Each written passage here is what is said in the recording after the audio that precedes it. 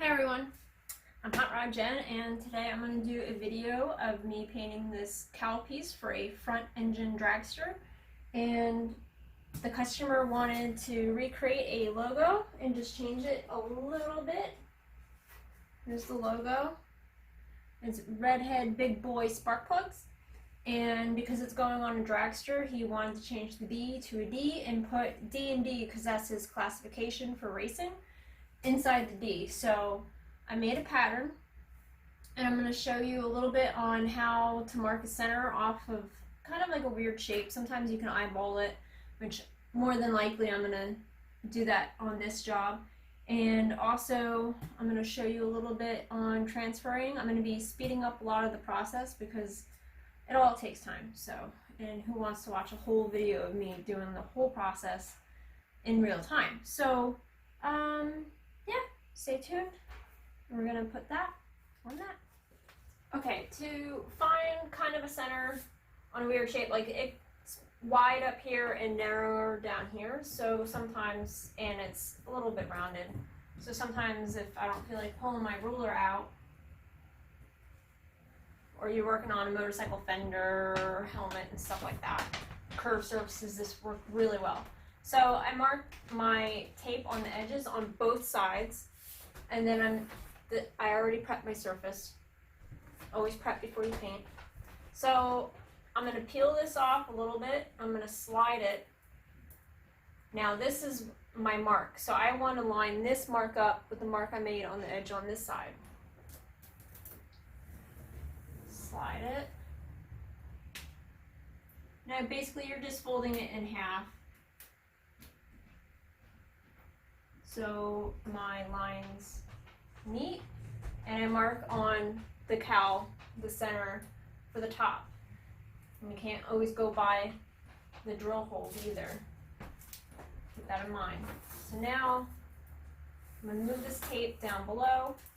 This is narrower down here, so I'm going to use one mark on one side, but I'm going to have to remark the other side because it is narrower down there. So I remark that. It's over an inch difference from top to bottom and how narrow it is. So now I'm going to go slide it where the lines meet again, edge to edge, just tape in half, and there's that mark. So I have the two marks there. I'm going to grab a ruler. This is not my favorite ruler, but it will do. So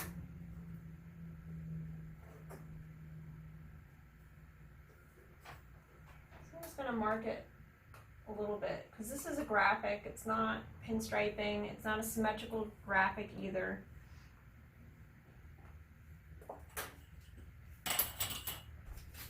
Now this guy, I do kind of have center line on him where I think his good center is. And I can see through the tracing paper. If you don't have tracing paper and you're using white paper, you can notch the top and bottom out and then line up your straight line with whatever line you mark down on your surface there. But I can kind of see through him,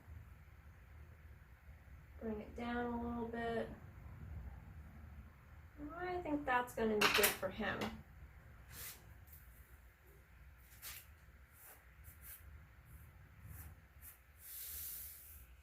So I have him taped there.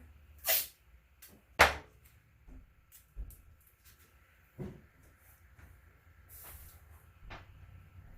pretty good. So that's how I find the center on awkward surfaces and then line them up. Like I said, if you don't have tracing paper and you're working with white paper that you can't see through, just notch the top and bottom and line up. Like let's say I had that line continuously. I can line that line up with that just by cutting in a triangle like that. So it's like a registration mark. Okay, I'm gonna get my transfer paper. So for this white surface, I'm going to use blue saral paper. I usually work with white, yellow, or blue.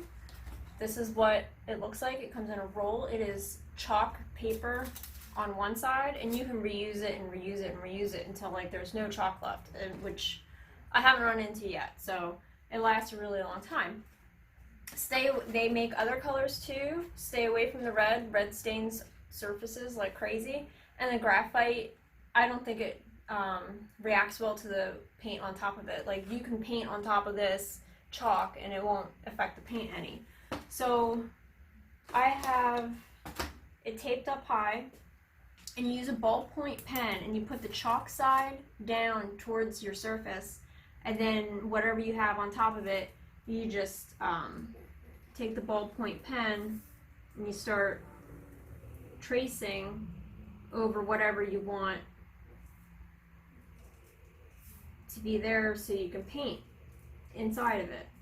Now, what was I gonna say? Brain fart. Alright, so yeah, so since I'm only using this image once, I'm not pouncing it. Pouncing is when you put the little holes in the paper and you take chalk and you pounce the chalk through the holes. That transfers the design. That's really ideal if you're doing that particular design more than once. With this is a custom design for one person, and I don't think I'm going to be using it again, especially this size. So I'm not going to go through the trouble of pouncing it and then doing that for just one use. So I did some here. I'm going to show you the lines left on the surface there. I don't know if you can see in the video there, but after I'm done, I'll zoom in and I'll show you guys the whole entire thing after I'm done. But I'm going to put this on, back on, taunt. I'm gonna speed up the video and trace this. I'm gonna start painting him with the red first, and then I'm gonna go in and do all the black outlines, and then probably do the blue, or vice versa from the blue to the black. I'll decide that, but that'll be all time lapse. The red I'm going to do a little bit just regular camera work, real time, so you can see a little bit. I'm using red one shot with some one shot hardener in it, and I'm using high temp reducer if I need it. He has red hair, red eyebrows, and then all the other red is just the lettering.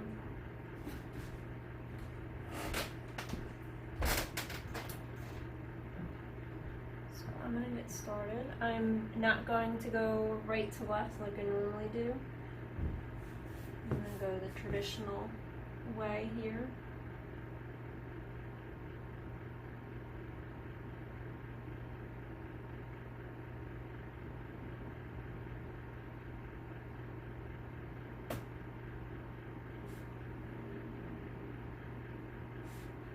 And this script is like a nice, loose, bouncy script.